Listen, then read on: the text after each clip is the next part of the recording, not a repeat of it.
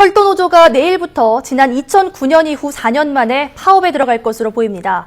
코레일 노사는 오늘 오후에 예정된 막판 본교섭이 무산되면서 실무교섭만 진행하기로 했습니다. 취재기자 연결해서 자세한 내용 들어보겠습니다. 이승윤 기자. 네, 이승윤입니다. 네, 오후에 진행됐던 본교섭이 무산됐다고요? 네, 그렇습니다. 코레일 노사가 오늘 오후 4시 코레일 서울본부 8층 영상회의실에서 진행할 예정이었던 3차 본교섭이 결국 무산됐습니다.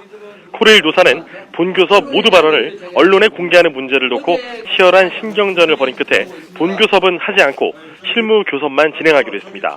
철도노조는 정부와 코레일이 모레로 예정된 코레일 이사회를 취소하지 않으면 파업에 들어가겠다는 입장입니다.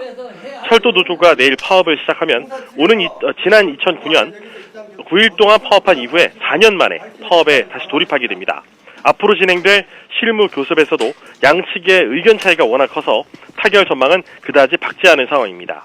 노조는 모레 이사회에서 결정될 수서발 KTX 자회사 설립이 나중에 민간 자본 진입의 빌미가 된다며 우회적인 민영화를 위한 꼼수라고 주장하고 있습니다. 또 자회사 설립은 코레일이 직접 운영하는 것보다 3천억 원이 더 든다고 비판했습니다.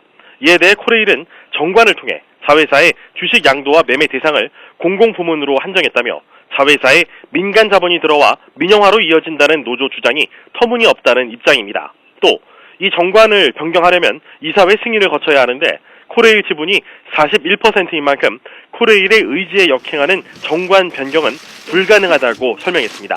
특히 코레일이 직접 운영하든 자회사를 설립하든 코레일 KTX 운영에 800억 원 정도가 들어간다면서 자회사를 통해 차량과 기지상 등 임대료 수익을 매년 2천억 원씩 챙길 수 있다고 반박했습니다.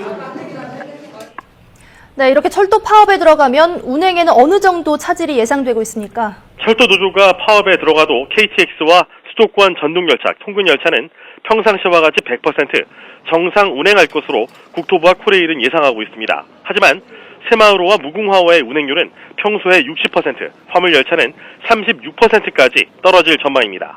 국토교통부는 지난 6일 오후부터 정부합동 비상수송대책본부를 가동하며 대책을 마련해왔습니다. 먼저 일반 열차 운행 감소분은 버스와 항공의 증편 운행으로, 화물열차 감소분은 화물차로 대체할 예정입니다. 파업 장기화로 통근열차와 광역열차 운행에 차질이 빚어질 경우에는 서울 지하철 운행을 늘리고 버스 노선을 연장 증편 운행하며 택시 부재를 해제하기로 했습니다. 코레일도 어제부터 비상대책본부를 구성하고 전 직원 비상근무를 지시해 안전관리 전반을 점검하고 있습니다. 코레일은 필수 요원 8천여 명의 군과 협력업체에 대체 인력 6천여 명을 투입할 예정입니다. YTN 이승윤입니다.